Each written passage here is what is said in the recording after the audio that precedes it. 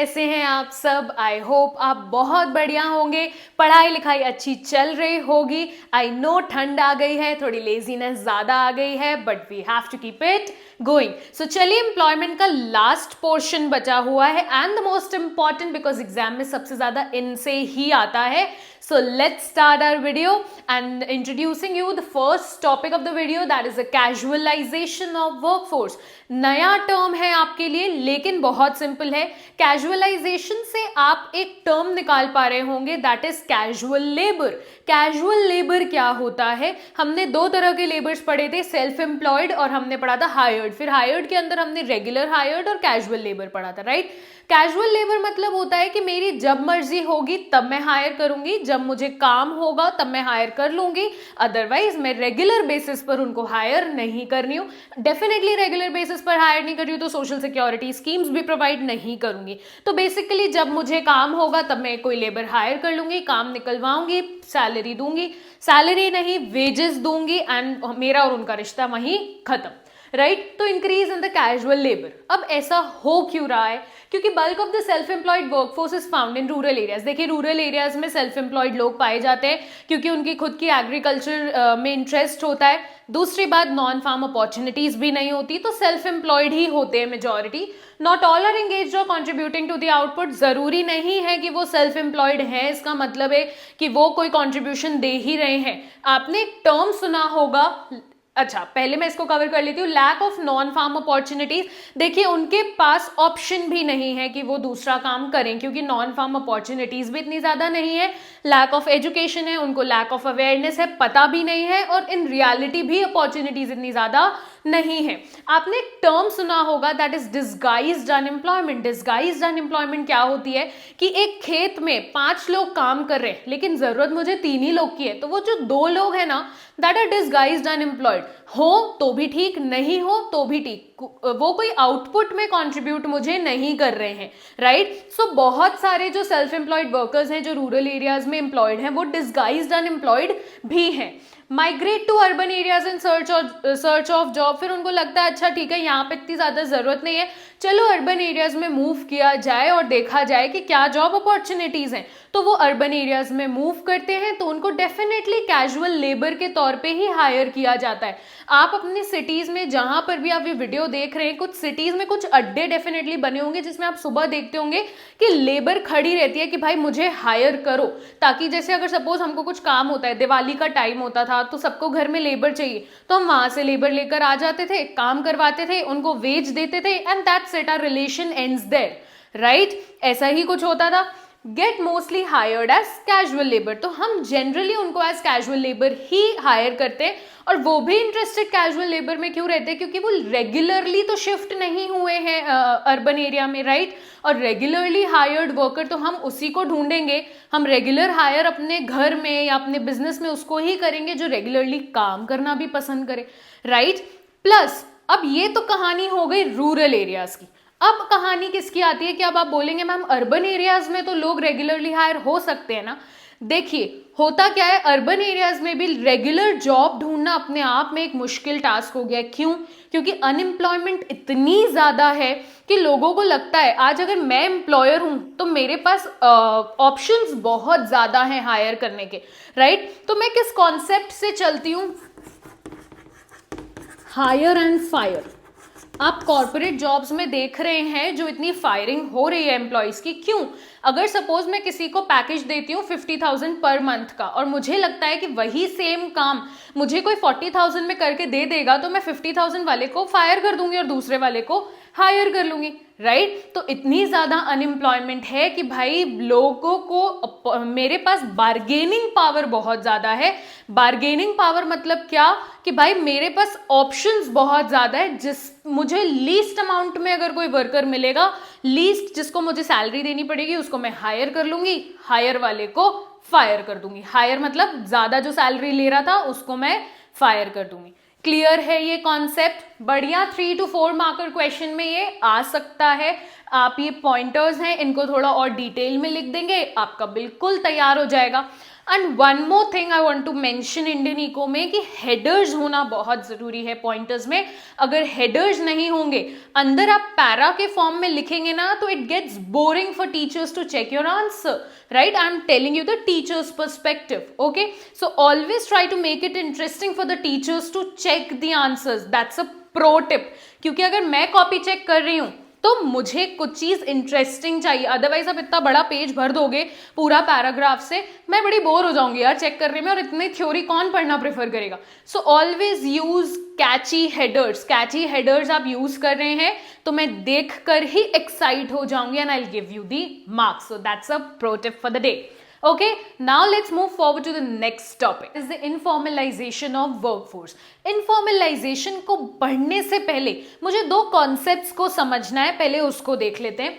Employment दो parts में हो सकती है, दो टाइप्स की हो सकती है basically, informal sector and informal sector. Okay, formal sector क्या होता है? ऑर्गेनाइज्ड सेक्टर है, बेसिकली वो सेक्टर जो पब्लिक एंटरप्राइजेस को इंक्लूड करता है, गवर्नमेंट डिपार्टमेंट्स को इंक्लूड करता है, एंड बेसिकली वो प्राइवेट एंटरप्राइजेस भी इंक्लूड करता है जिसमें 10 से ज्यादा वर्कर्स को हायर किया जाता है। And in informal sector, informal unorganised sector है, बहुत ज्यादा ऑर्गेनाइज्ड नहीं है, एंड 10 से कम वर्कर्स को हायर करा जा रहा है प्राइवेट एंटरप्राइजेस में mainly. Okay, so this is the difference between formal and informal. ये बहुत बेसिक चीज मैंने आपको बताई है, इसमें थोड़ा सा और डिटेल में जाएंगे, तो जिसको अगर नोट्स बनाने हैं तो they can take this screenshot. So I will move forward. कुछ और पॉइंट्स देख लेते हैं। Entitle to social security schemes, formal sector की जितनी भी जॉब्स होती हैं उन सबके लोगों को सोशल सिक्योरिटी स्कीम्स मिलती है, like pension, gratuity fund, and informal sector में नहीं मिलता है। प्रोटेक्टेड विथ लेबर लॉज, इनके लिए लेबर लॉज बने हैं, तो इनकी अगर एम्प्लॉयज को लगता है कि मेरे खिलाफ कुछ भी हो रहा है तो उनके लिए लॉज हैं, तो they can fight through. And इसमें हार्डली एनी लेबर लॉ, सिर्फ एक लॉ बना है, that is minimum wages act, right, कि मिनिमम सैलरी उनको इतनी मिलनी ही चाहिए। Can form trade unions, definitely 10 से ज्यादा लोग काम कर रहे हैं, ऑर्गेनाइजेशन बड़ी है तब वो ट्रेड यूनियन बना पा रहे हैं, यहां पर ऐसा कोई सच प्रोविजन नहीं है। मोर सिक्योर, देखिए अगर जब मार्केट में मंदी चलती है, आप ऐसा लैंग्वेज सुनते होंगे ना, मार्केट बहुत मंदा चल रहा है या मार्केट अच्छा नहीं चल रहा है। अब अभी की सिचुएशन अगर देखी जाए तो मार्केट अच्छा नहीं चल रहा है, जॉब्स बहुत ज्यादा लोगों की जा रही है, people are getting fired, right, तो कंपैरेटिवली फॉर्मल सेक्टर में जॉब सिक्योर्ड रहती है। एंड इसमें vulnerable to the market situation, कि भाई वल्नरेबिलिटी है, मतलब कि रिस्क है, कभी भी जॉब जा सकती है अगर मार्केट अच्छा नहीं चलेगा। अगर सपोज फॉर एग्जाम्पल एक पर्टिकुलर ऑर्गेनाइजेशन है, वो अच्छा प्रॉफिट नहीं कमा रही है और वो इनफॉर्मल सेक्टर में लाई करती है, तो वो डेफिनेटली फायरिंग करना स्टार्ट करेगी, क्योंकि उसके पास इतना पैसा नहीं है कि वो अपने एम्प्लॉयज को पे कर पाए। अब आपने पूरा समझ लिया फॉर्मल और informal sector. Now let's move forward to the informalisation of workforce. क्या होता है? देखिए नाम से ही पता चल रहा है, इनफॉर्मलाइजेशन ऑफ वर्कफोर्स, जैसे कैजुअलाइजेशन ऑफ वर्कफोर्स था उसमें मतलब increase in the casual labour, वैसे इनफॉर्मलाइजेशन मतलब क्या? Increase in the informal sector, या बोल सकते हैं कि employment in the informal sector is rising. क्यों भाई? फॉर्मल सेक्टर में क्यों नहीं बढ़ रही despite having so many advantages, and informal sector में बढ़ रहा है, right? Now let's see the reasons behind the informalization of workforce. हम सबको पता है 1991 में न्यू इकोनॉमिक पॉलिसी आई थी, that is liberalisation, privatisation and globalisation को हमने प्रमोट किया था। इन सब का मतलब हम डिटेल में पढ़ चुके हैं। क्या था? ज्यादा फ्रीडम मिली, हमने ग्लोबलाइज्ड वे में अपने आप को और ज्यादा एक्सपोज किया, इंपोर्ट एक्सपोर्ट किया, हमने जो भी पब्लिक सेक्टर में चीजें थी उसको प्राइवेटाइज किया, that is liberalisation, privatisation and globalisation. Simple सी बात इतनी सी है कि हम बहुत कंट्रोल्ड इकोनॉमी थे जहां पे सिर्फ गवर्नमेंट की चलती थी, उससे हम धीरे धीरे निकल कर टुवर्ड्स मार्केट इकोनॉमी जा रहे हैं। मार्केट इकोनॉमी मतलब ही होता है सबसे पहले तो दिमाग में प्रॉफिट घंटी बजाने लगता है कि प्रॉफिट मैक्सिमाइजेशन। दूसरी बात जो मार्केट इकोनॉमी की सबसे ज्यादा प्रेवलेंट है वो है कि वो डिमांड और सप्लाई के बेसिस पर चलती है।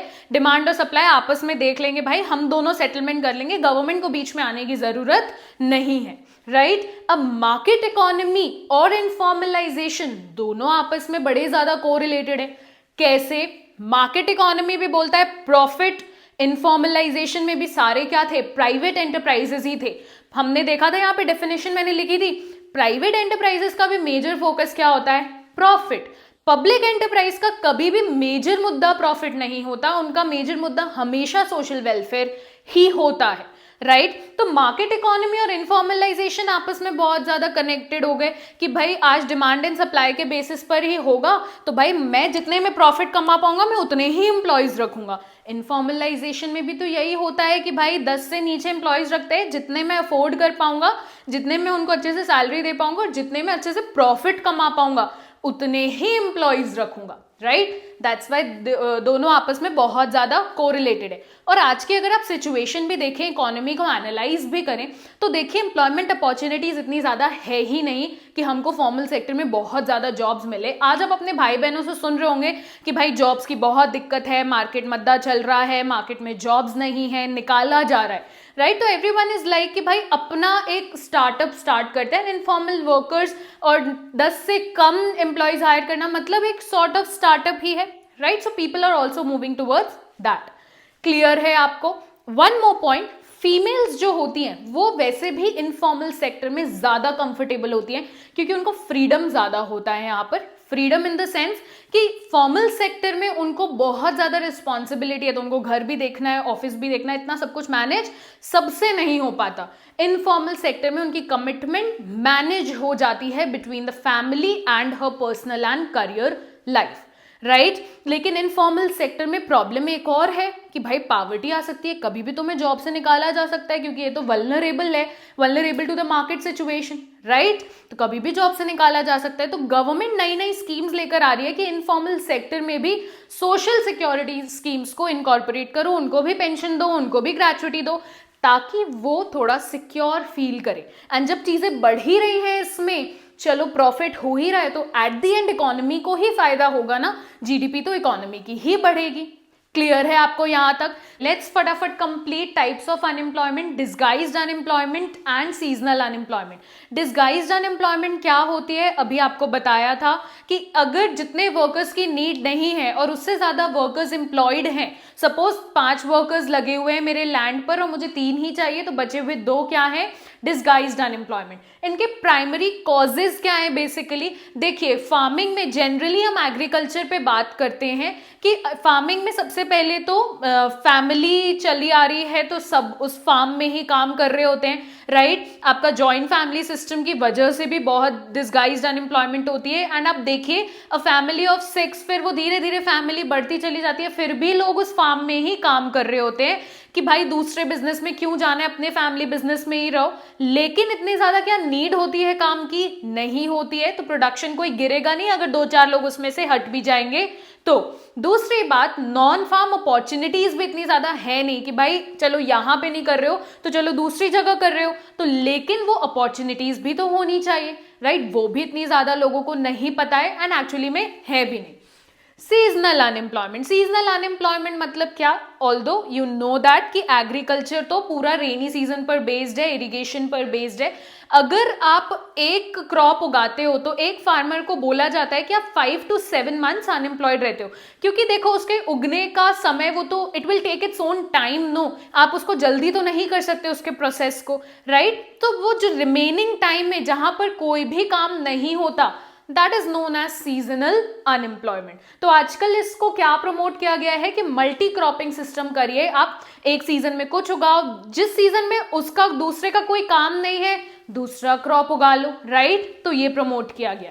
अच्छा, डिस्गाइज्ड अनएम्प्लॉयमेंट क्या सिर्फ एग्रीकल्चर में होता है? नहीं, आप पब्लिक सेक्टर एंटरप्राइजेस में जाकर भी देख लीजिए, बहुत ज्यादा हायरिंग होती है, लेकिन काम अगर करवाना चाहे वो तो प्रोडक्टिवली काम कम लोगों में भी हो सकता है। सो ये बिल्कुल भी डिसबिलीफ मत रखिएगा कि डिस्गाइज्ड अनएम्प्लॉयमेंट सिर्फ एग्रीकल्चर में ही होती है, सिर्फ एग्रीकल्चर में नहीं होती। चलिए लास्ट टॉपिक फटाफट कंप्लीट कर लेते हैं, that is the causes of unemployment and then we are done with the chapter. Okay, causes of unemployment. First, slow economic growth है। हमको पता है हमारी जीडीपी स्लो मूव करती है, ग्रो करती है, तो जिसकी वजह से इतनी ज़्यादा अपॉर्चुनिटीज़ नहीं क्रिएट हो पाती। Rapid growth of population. अब भाई इतनी ज़्यादा पॉपुलेशन है, अनएम्प्लॉयमेंट इतनी ज़्यादा होती चली जा रही है कि जॉब अपॉर्चुनिटीज़ अगर नहीं आ भी रही है तो वो उस चीज़ को फुलफिल ही नहीं कर पा रहे हैं। Agriculture is seasonal occupation, since the majority of a population is engaged in agriculture, तो ये बहुत बड़ा एक सोचने के लिए एक चिंता का विषय है कि भाई एक सीजनल ऑक्यूपेशन है और लोग उसी में सबसे ज्यादा एंगेज्ड हैं। Okay, lack of irrigation facilities, फिर डिपेंडेंट भी रेनी सीजन पर है और इरिगेशन की इतनी ज्यादा फैसिलिटीज भी नहीं है कि चलो एग्रीकल्चर पर बेस्ड है तो उससे एसोसिएटेड इंफ्रास्ट्रक्चर ही बिल्ड कर दे। ओके, जॉइंट फैमिली सिस्टम, जो अभी हमने डिस्गाइज्ड अनएम्प्लॉयमेंट वाला पॉइंट डिस्कस किया। अब हम हमेशा बात करते हैं कि एग्रीकल्चर से लोगों को निकालना है, तो डेफिनेटली अगर प्राइमरी सेक्टर से निकालोगे तो सेकेंडरी या टर्शरी में ही भेजोगे। तो डीके ऑफ कॉटेज इंडस्ट्रीज, जो स्मॉल और कॉटेज इंडस्ट्रीज थी वो भी डीके हो गई ताकि लोग उसमें इन्वॉल्व हो जाते हैं एटलीस्ट, लेकिन अब तो वो भी डीके हो गई, तो लोगों के पास तो एक प्राइम ऑप्शन ही एग्रीकल्चर बच रहा है। लो सेविंग्स एंड इन्वेस्टमेंट, कि गवर्नमेंट के पास इतना ज्यादा इन्वेस्टमेंट ही नहीं है, इतना ज्यादा कैपिटल ही नहीं है कि वो एग्रीकल्चर के इंफ्रास्ट्रक्चर में पैसा लगाए, राइट। जितना भी कैपिटल है वो फिर इंडस्ट्रीज डेवलप करने में लगा दे रहे हैं क्योंकि उनको लग रहा है फ्यूचर उसमें बेटर है। And last is limited mobility of labour. हमारे यहाँ बहुत ज़्यादा डिफरेंस आ जाता है, कास्ट का, लैंग्वेज बैरियर आ जाता है, तो लेबर इतनी जल्दी मूव भी नहीं कर पाती इधर उधर क्योंकि उनका एक बैरियर क्रिएट हो जाता है, तो कम मूव करेगी, so lesser the mobility, higher is the chance of unemployment. So ये मैंने बहुत ही फटाफट कराया है। अगर आपको इसमें से किसी में भी डाउट हो, कोई चाहते हैं कि आप स्पेसिफिक पॉइंट आपको चाहिए, तो प्लीज आप बिल्कुल कमेंट सेक्शन में बता दीजिएगा, मैं इसको डिटेल में आपको एक्सप्लेन कर दूंगी। Okay, so here ends our employment chapter. I hope आपको पूरा चैप्टर समझ आ गया होगा। कुछ भी डाउट है बिल्कुल कमेंट सेक्शन में बताइए। Till then, subscribe to my YouTube channel. Also don't forget to press the bell icon if you haven't already. मिलूंगी मैं जल्दी नेक्स्ट वीडियो के साथ। टाटा, बाय।